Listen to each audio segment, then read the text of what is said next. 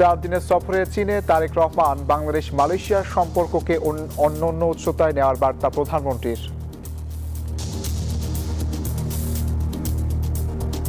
Today, we reaffirm our commitment to strengthen Bangladesh-Malaysia relations. শুরু হচ্ছে জনশক্তি রপ্তানি। মাননীয় প্রধানমন্ত্রীর সাথে মালয়েশিয়ার সবচেয়ে বড় 5টি ডিফারেন্ট কোম্পানি কিন্তু বাংলাদেশে বিনিয়োগের বিষয়ে কথা বলছেন, ওনাদের শীর্ষ কর্মকর্তারা আলোচনা করছেন। বাংলাদেশের শ্রমিকদের জন্য মালয়েশিয়ার শ্রমবাজার নতুন করে উন্মুক্ত একটা সুযোগ তৈরি হয়েছে। আমরা প্রত্যাশা করছি মালয়েশিয়ার শ্রমবাজার আগের মতো কোনো অনিয়ম দুর্নীতি হবে না।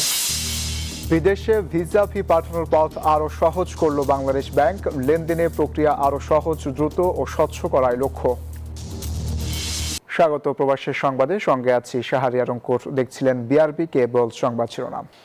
4 দিনের সরকারি সফরে চীনে পৌঁছেছেন প্রধানমন্ত্রী তারেক রহমান। এই সফরে বিশ্ব অর্থনৈতিক ফোরামের সামার দাভোস সম্মেলনে জলবায়ু নেতৃত্ব বিষয়ক অধিবেশনে প্রধান বক্তা হিসেবে বক্তব্য রাখবেন তিনি। এছাড়া বিশ্ব অর্থনৈতিক ফোরামের প্রেসিডেন্টের সঙ্গে বৈঠকের পাশাপাশি কাজাখস্তান, মঙ্গোলিয়া ও দক্ষিণ কোরিয়ার সরকার প্রধানদের সঙ্গে দ্বিপক্ষীয় আলোচনা হওয়ার কথা রয়েছে।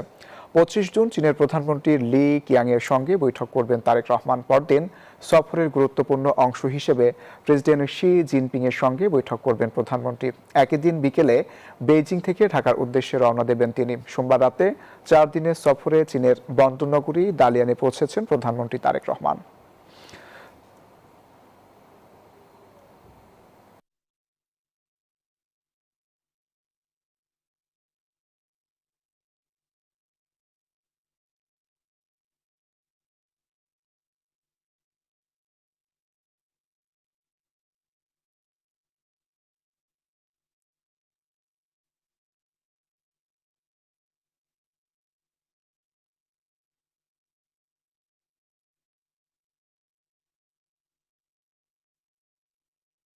বাংলাদেশ মালয়েশিয়া সম্পর্ককে নতুন উচ্চতায় নিয়ে যাওয়ার বার্তা দিলেন প্রধানমন্ত্রী তারেক রহমান। পুত্রজায় মালয়েশিয়ার প্রধানমন্ত্রী আনোয়ার ইব্রাহিমের সঙ্গে দ্বিপাক্ষিক বৈঠকে শ্রমবাজার পুনরায় চালু, বাংলাদেশি কর্মীদের বৈধকরণ, বাণিজ্য ও বিনিয়োগ সম্প্রসারণ, রোহিঙ্গা সংকট সহ পারস্পরিক স্বার্থ সংশ্লিষ্ট নানা বিষয়ে গুরুত্বপূর্ণ আলোচনা হয়। বৈঠক শেষে দুই দেশের মধ্যে সমঝোতা স্মারক স্বাক্ষর ও সহযোগিতা দলিল বিনিময় করা হয়।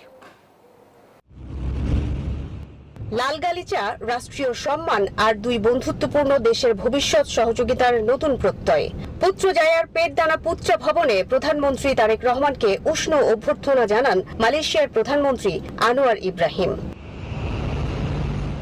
গার্ড অফ অনার ও দুই দেশের জাতীয় সঙ্গীতের মধ্য দিয়ে সম্পন্ন হয় রাষ্ট্রীয় আনুষ্ঠানিকতা। এরপর শুরু হয় দ্বিপাক্ষিক বৈঠক। বন্ধ হয়ে থাকা শ্রমবাজার পুনরায় চালু, বাংলাদেশি কর্মীদের বৈধকরণ, আটকে পড়া কর্মীদের সংকট নিরসনে খোলামেলা আলোচনা করেন দুই নেতা। বাণিজ্য সম্প্রসারণ সহ আঞ্চলিক ও আন্তর্জাতিক সহযোগিতা নিয়েও আলোচনা হয় বৈঠকে।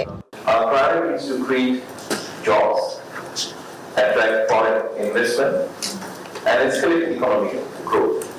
We are building a business-friendly environment and creating a new opportunity for investors.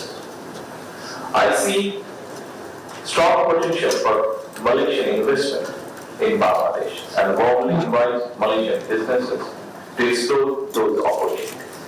আর বাংলাদেশের প্রতি আগ্রহ ও সহযোগিতার পাশাপাশি বন্ধুত্বের বার্তা দেন মালয়েশিয়ার সরকার প্রধান। Common effort to try and work in influence to resolve the predicament of refugees of Rohingya in Bangladesh also here. বৈঠক শেষে দুই প্রধানমন্ত্রীর উপস্থিতিতে সংস্কৃতি বিষয়ক সমঝোতা স্মারক স্বাক্ষরিত হয়। পাশাপাশি সন্ত্রাসবাদ দমন এবং বিনিয়োগ সহযোগিতার দলিল বিনিময় হয়। পরে আনোয়ার ইব্রাহিমের বাসভবনে মধ্যাহ্ন ভোজে অংশ নেন প্রধানমন্ত্রী। সেখানে সাংস্কৃতিক পরিবেশনা উপভোগ করেন অতিথিরা।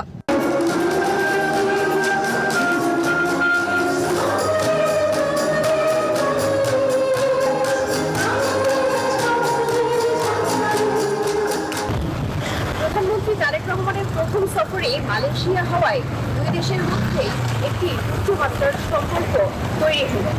এই সফরে ব্যবসা, বিনিয়োগ এবং শ্রমবাজার কেন্দ্রিক যে সিদ্ধান্তগুলো গৃহীত হয়েছে সেই সিদ্ধান্ত বাস্তবায়ন হলে উপকৃত হবে দুই দেশের সাধারণ জনগণ সম্পর্ক হবে আরো জোরদার। Marufa Rahman, news 24, Kuala Lumpur, Malaysia. মুক্ত বাণিজ্য চুক্তি এগিয়ে নিতে একমত বাংলাদেশ মালয়েশিয়া, জানিয়েছেন প্রধানমন্ত্রীর উপদেষ্টা মাহদি আমিন। মালয়েশিয়ায় দুই দেশের প্রধানমন্ত্রীর বৈঠক শেষে সংবাদ সম্মেলনে একথা জানান তিনি। বাজারের জন্য ফ্রি ট্রেড এগ্রিমেন্টটা যখন আমাদের সাইন হচ্ছে এবং এই প্রসিজারের ভেতরেই তো আমরা খুব ইকোনমিক লিবারালাইজেশনের দিকে যাচ্ছি, ডিরেগুলেশনের দিকে যাচ্ছি, যার মূল উদ্দেশ্য বিশ্বের বিভিন্ন দেশ থেকে বাংলাদেশে ইনভেস্টমেন্ট নিয়ে আসা। মালয়েশিয়া সেক্ষেত্রে একটা অত্যন্ত বড় লক্ষ্যের জায়গা আমাদের দিক থেকে। ইতিমধ্যে কিন্তু আমরা এখানে যখন প্রেস কনফারেন্স করছি, মাননীয় প্রধানমন্ত্রীর সাথে মালয়েশিয়া সবচেয়ে বড় 5টি ডিফারেন্ট কোম্পানি কিন্তু বাংলাদেশে বিনিয়োগের বিষয়ে কথা বলছেন, ওনাদের শীর্ষ কর্মকর্তারা আলোচনা করছেন। আমাদের মূল উদ্দেশ্য মালয়েশিয়া থেকে বাংলাদেশে বিনিয়োগ নিয়ে যাওয়া। বাংলাদেশি কর্মীদের জন্য মালয়েশিয়ার শ্রমবাজার দ্রুত চালু করা, অভিবাসন ব্যয় কমানো ও নিরাপদ কর্মপরিবেশ নিশ্চিত করার আহ্বান জানিয়েছেন প্রধানমন্ত্রী তারেক রহমান। একই সাথে বাণিজ্য ও বিনিয়োগ বাড়াতে 2027 সালের মধ্যে মুক্ত বাণিজ্য চুক্তি করার বিষয়েও একমত হয়েছে দুদেশ। ব্যবসায়ী ও বিশ্লেষকরা বলছেন, এর ফলে মালয়েশিয়ায় বাংলাদেশি শ্রমিক রপ্তানি যেমন বাড়বে, তেমনি রপ্তানি বৃদ্ধির মাধ্যমে কমে আসবে বাণিজ্য ঘাটতি। বাংলাদেশ থেকে জনশক্তি রপ্তানির তালিকায় চতুর্থ স্থানে আছে মালয়েশিয়া, কিন্তু দেশটির শ্রমবাজার নিয়ে বিভিন্ন সময়ে নানা টানাপোড়েনের মধ্য দিয়ে গেছে বাংলাদেশ। সিন্ডিকেট সহ বিভিন্ন কারণে এখনো বাংলাদেশের জন্য বন্ধ আছে মালয়েশিয়ার শ্রমবাজার। কাগজপত্র না থাকায় 6 লাখের বেশি শ্রমিক দেশটিতে বসবাস করছেন অবৈধভাবে, তাদের অনেকেই বন্দী আছেন জেলে। এমন বাস্তবতায় মালয়েশিয়া সফরে দেশটিতে বাংলাদেশি শ্রমিকদের সমস্যা সমাধানে জোর দিয়েছেন প্রধানমন্ত্রী তারেক রহমান। নিরাপদ কর্মপরিবেশ নিশ্চিত করা, শ্রমবাজার পুনরায় চালু করা এবং অভিবাসন ব্যয় কমিয়ে আনতে মালয়েশিয়ার প্রতি আহ্বান জানিয়েছেন প্রধানমন্ত্রী। আমরা প্রবাসীরা চাই মালয়েশিয়ার শ্রমবাজারটি যেন খুব শীঘ্রই মুক্ত করে দেয়, সিন্ডিকেট মুক্ত একটা শ্রমবাজার আমি আশা করি।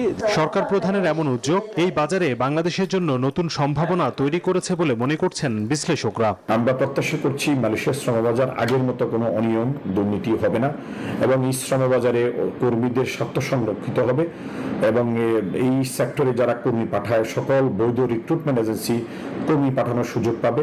যেটা নিয়ে যদি এখন আমরা কাজ করি, বিশেষ করে প্রবাসী কল্যাণ মন্ত্রণালয় তারা যদি লেগে থাকে, তাহলে সেক্ষেত্রে মালয়েশিয়া নতুন করে কিন্তু একটা শ্রমবাজারের দারুণ সুযোগ রয়েছে। শুধু শ্রমবাজারই নয়, দুই দেশের মাঝে বাণিজ্য বাড়াতে 2027 সালের মধ্যে মুক্ত বাণিজ্য চুক্তি বা এফটিএ করার বিষয়ে একমত হয়েছে বাংলাদেশ ও মালয়েশিয়া। ব্যবসায়ীরা বলছেন, বিদ্যমান শুল্ক ও অশুল্ক বাধা দূর করতে পারলে দেশটিতে বাংলাদেশের রপ্তানি অনেক বাড়বে। মালয়েশিয়ার অনেক ইন্ডাস্ট্রি যেগুলো এখন হয়তো সেখানে বন্ধ হয়ে যাচ্ছে, সেই ইন্ডাস্ট্রিগুলোকে যদি আমরা বাংলাদেশে রিলোকেট করতে পারি, তাহলে যেটা হবে যে বাংলাদেশে ইনভেস্টমেন্ট আসবে এবং তারা কিন্তু বাংলাদেশে সেই প্রোডাক্টগুলো বানিয়ে বা বাংলাদেশের বড় মার্কেটটা ধরতে পারবে এবং আবার মালয়েশিয়াতে সেগুলো রিএক্সপোর্টও করতে পারবে এবং সে কারণে এফটিএটা খুব দরকার। এই সফরে প্রযুক্তি, শিক্ষা, জ্বালানি, প্রতিরক্ষা সহ বিভিন্ন খাতে সহযোগিতা বাড়াতে সম্মত হয়েছে বাংলাদেশ ও মালয়েশিয়া। সব মিলে 9টি বিষয়ে সহযোগিতা বাড়ানোর লক্ষ্যে 33 দফা যৌথ বিবৃতি দেওয়া হয়েছে। হোসেন শাহাদাত, নিউজ 24, ঢাকা। সরকার প্রধান হিসেবে প্রথম দ্বিপাক্ষিক সফরে মালয়েশিয়ায় উষ্ণ অভ্যর্থনা পেয়েছেন প্রধানমন্ত্রী তারেক রহমান। দেশটির প্রধান গণমাধ্যমগুলো এই সফরকে দুই দেশের সম্পর্কের নতুন দিগন্ত হিসেবে আখ্যা দিয়েছে। সফরে মালয়েশিয়ার রাজা সুলতান ইব্রাহিম এবং প্রধানমন্ত্রী আনোয়ার ইব্রাহিমের সঙ্গে গুরুত্বপূর্ণ বৈঠক করেন তিনি। আলোচনার মূল কেন্দ্র ছিল বাংলাদেশি কর্মীদের জন্য মালয়েশিয়ার শ্রমবাজার পুনরায় চালুর বিষয়টি। এছাড়া দুই দেশের মধ্যে বাণিজ্য ও বিনিয়োগ বৃদ্ধি, সাংস্কৃতিক সহযোগিতা এবং সন্ত্রাস দমনের মতো গুরুত্বপূর্ণ ইস্যুতে একাধিক দ্বিপাক্ষিক চুক্তি সই হয়েছে।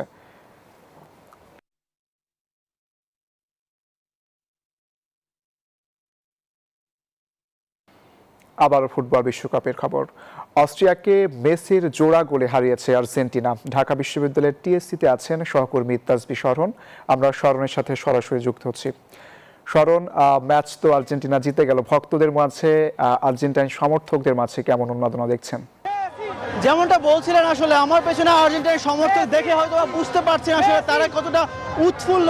টিএসসিতে আসলে এক টুকরো যেরকম মানে হয়ে গিয়েছিল একরকম আর্জেন্টিনা একটা বড় শহর। আমরা দর্শকদের সাথে একটু কথা বলতে চাইবো কিরকম লাগছে আজকে? ইনশাআল্লাহ ফরেস্টার লোডিং 4 টাকা বাঁচতেছে। ব্রাজিলকে ভরে দেব আবার এবার সেমিফাইনাল ব্রাজিলকে ভরে দেব। সোজা কথা, ব্রাজিল হোক, স্পেন হোক, জার্মানি হোক, এবার আমরা চাই জার্মানির সাথে খেলো, কারণ জার্মানি সাপোর্টার অনেক বেশি কথা বলছে। আমরা চাই যে জার্মানির সাথে খেলো, এখন এবার জার্মানিকে হারিয়ে আমরা ফাইনালে যাইতে চাই।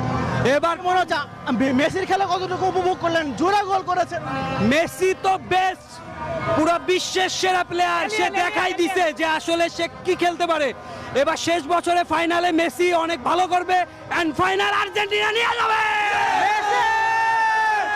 মেসির সাথে খেলার জন্য পুরো পৃথিবীতে কোনো প্লেয়ার নাই, তাকে খেলার জন্য এলিয়েন থেকে প্লেয়ার আনতে হবে তার জন্য। যেমনটা দর্শকরা বলছিলেন, দেখতেই পাচ্ছেন আসলে আর্জেন্টাইন ফ্যানরা একরকম আনন্দে উদ্বেলিত হয়ে যাচ্ছে। পুরো টিএসসি আসলে লোকারণ্য, সবাই সবার মুখে একটাই চেন, মেসি মেসি। আমরা একটু শোনানোর চেষ্টা করবো আসলে।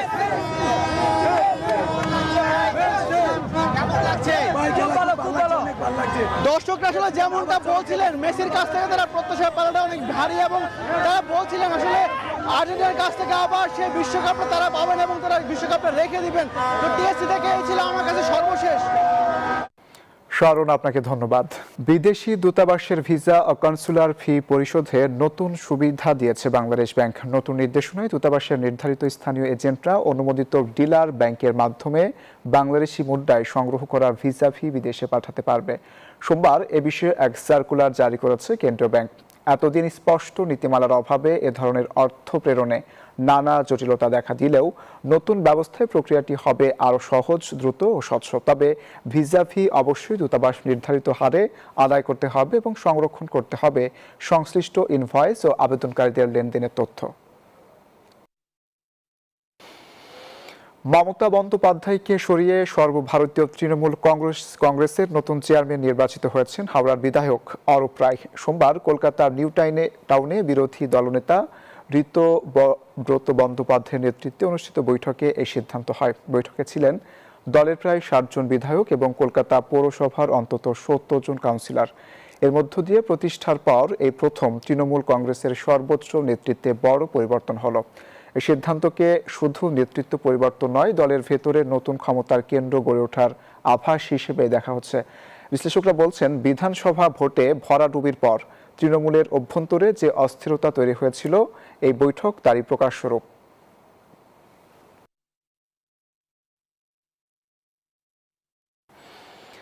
বাংলাদেশ হাইকমিশনের উদ্যোগে মালদ্বীপে প্রবাসী বাংলাদেশিদের সমস্যা, সম্ভাবনা ও কল্যাণ সংক্রান্ত বিভিন্ন বিষয় নিয়ে গণশুনানি ও মতবিনিময় সভা অনুষ্ঠিত হয়েছে। সভায় বৈধ অভিবাসন, শ্রমিক অধিকার, কর্মসংস্থান, প্রবাসী কল্যাণ এবং কনসুলার সেবার মান উন্নয়ন নিয়ে আলোচনা হয়। এ সময় প্রবাসীরা তাদের বিভিন্ন সমস্যা সরাসরি হাইকমিশনের কাছে তুলে ধরেন। প্রবাসীদের অভিযোগ, পরামর্শ ও দাবি দাওয়া শুনে দ্রুত সমাধানের আশ্বাস দেন হাইকমিশনার ডক্টর নাজমুল ইসলাম।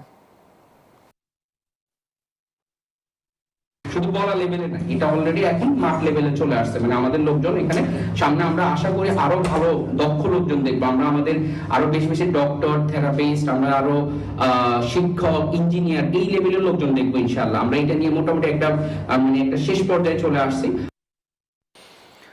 লেবাননে যুদ্ধবিরতি কার্যকর থাকলেও পরিস্থিতি এখনও পুরোপুরি স্বাভাবিক নয়। বিশেষ করে দক্ষিণ লেবাননের বিভিন্ন এলাকায় বসবাসরত বাংলাদেশি প্রবাসীরা যুদ্ধের প্রভাব, বাস্তুচ্যুতির কারণে চরম দুর্ভোগের শিকার হয়েছেন। এ পরিস্থিতিতে বাংলাদেশ দূতাবাস প্রবাসীদের নিরাপত্তা নিশ্চিত করতে সার্বক্ষণিক যোগাযোগ, প্রয়োজনীয় সহায়তা এবং সরকারি নির্দেশনা প্রদান অব্যাহত রেখেছে। বিস্তারিত জানাচ্ছেন লেবানন প্রতিনিধি মোহাম্মদ মিলন খান। লেবাননে 2 মার্চ যুদ্ধ শুরু হওয়ার পর থেকে আজ 111 দিন অতিবাহিত হয়েছে। আপনারা জানেন ইতিমধ্যেই লেবাননের যুদ্ধবিরতি কিন্তু ঘোষণা করা হয়েছে, কিন্তু এই যুদ্ধবিরতি কাগজে কলমে কিন্তু সীমাবদ্ধ। আসলে বাস্তবে এর ব্যতিক্রম কিন্তু আমরা দেখছি। আজও যখন আমি কথা বলছি তখনও কিন্তু আজ বেশ কয়েকটি হামলা লেবাননের দক্ষিণ অঞ্চলে পরিচালনা করা হয়েছে। এই হামলার ফলেই কিন্তু যুদ্ধবিরতি চরমভাবে লঙ্ঘন করা হচ্ছে।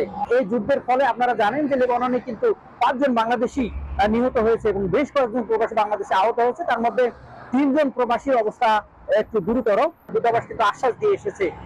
এদিকে প্রবাসী বাংলাদেশিরা যেহেতু একটা দীর্ঘ সময় ধরে তারা কর্মহীন অবস্থায় এখন লেবাননে বিভিন্ন আশ্রয় কেন্দ্রগুলোতে অবস্থান করছে, এই পরিস্থিতি দ্রুতই একটা স্বাভাবিক পর্যায়ে ফিরে আসবে।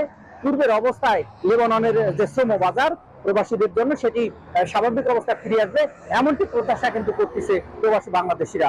লেবাননের বেইরুত থেকে মিলন খান, নিউজ 24। ব্রিটিশ রাজনীতিতে আবারও নেতৃত্ব পরিবর্তন। সোমবার পদত্যাগের ঘোষণা দিয়েছেন যুক্তরাজ্যের প্রধানমন্ত্রী কিয়ার স্টারমার। স্থানীয় নির্বাচনে লেবার পার্টির বিপর্যয়, দলীয় বিদ্রোহ এবং জনমতের চাপই এর প্রধান কারণ বলে মনে করা হচ্ছে। এর মধ্য দিয়ে গেল এক দশকে দেশটিতে 6 প্রধানমন্ত্রীর পরিবর্তন হলো।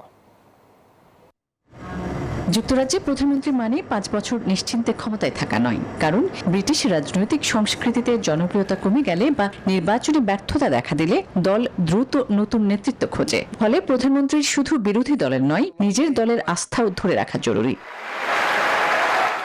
আর সেই পরিস্থিতিতেই পড়েন 63 বছর বয়সী কিয়ার স্টারমার। সাম্প্রতিক মাসগুলোতে তাকে ঘিরে দলীয় অসন্তোষ, স্থানীয় নির্বাচনে খারাপ ফল এবং নেতৃত্ব পরিবর্তনের দাবি তীব্র হয়। এমনকি শতাধিক লেবার এমপি তার পদত্যাগ বা ক্ষমতা ছাড়ার সময়সূচি ঘোষণার আহ্বান জানান।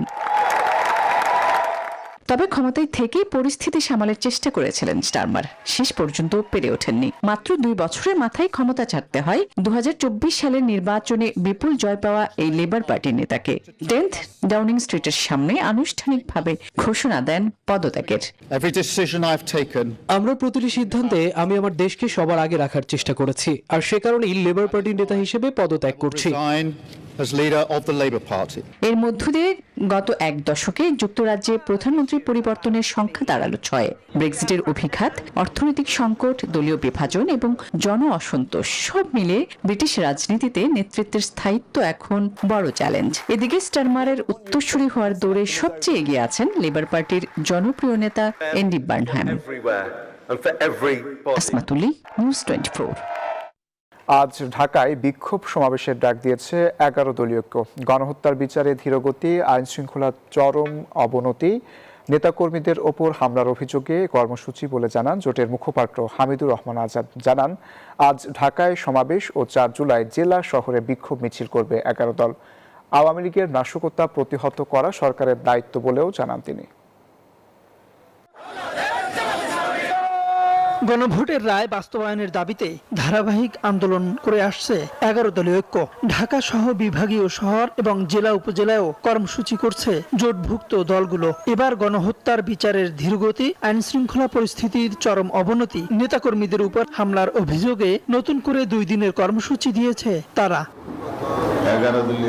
সোমবার মগবাজারের সংবাদ সম্মেলনে সরকারের বিরুদ্ধে ফ্যাসিবাদের মতো ক্ষমতা ধরে রাখার ষড়যন্ত্রের অভিযোগ আনেন জামায়াত নেতা হামিদুর রহমান আজাদ। নিজেদের নির্বাচন নিয়ে নিজেদের শঙ্কা আছে, আস্থাহীনতা আছে, যে গণভোট ভোট দেনে আমরা ইঞ্জিনিয়ারিং করে আসছি, এই জন্য আমরা এটা নিয়ন্ত্রণ নিতে পারছি না।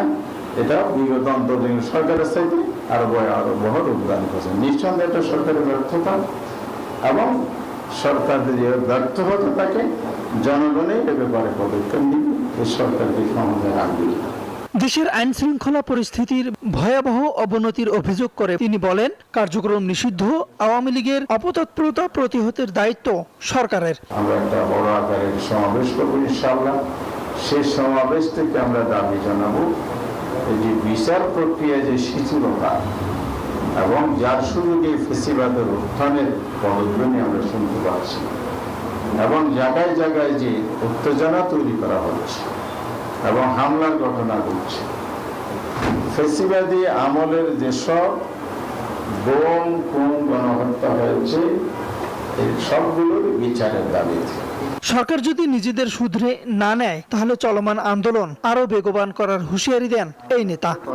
অবশ্যই। তাওহিদুল ইসলাম, নিউজ 24, ঢাকা। আর এই ছিল প্রবাসের সংবাদে। এতক্ষণ সাথে থাকার জন্য ধন্যবাদ।